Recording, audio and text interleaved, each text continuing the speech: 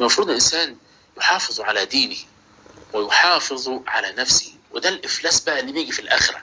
أتدرون من المفلس؟ قالوا المفلس فينا من لا درهم له ولا متاع. قال المفلس من يأتي يوم القيامة بصلاة وزكاة وصيام وحج وأتي وقد شتم هذا وضرب هذا وسفك دم هذا وأكل مال هذا، يأخذ هذا من حسناته وهذا من حسناته وهذا من حسناته، فإذا فنيت حسناته أخذ من سيئاتهم ثم طرحت عليه ثم طرح في النار.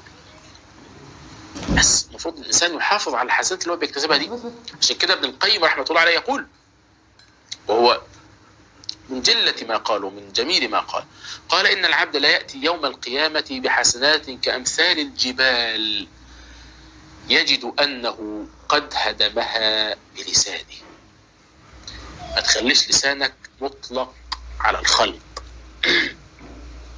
كلك عيوب وللناس ألسن، فليس المؤمن بالطعان ولا اللعان.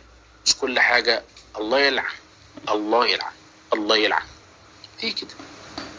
ليس المؤمن بالطعان ولا اللعان ولا الفاحش، يقولش كلام وحش، يقولش كلام يسيء إلى الناس، يقولش كلام يؤذي الناس، لا. وليس المؤمن بالطعان ولا اللعان ولا الفاحش ولا البذيء. البذيء اللي هو عمال لسانه مطلق على يشتم في ده ويسب في ده ويقع في عرض دي وينم على دي وينم على ده ويغتاب ده. ده مش من أخلاق أهل الإيمان.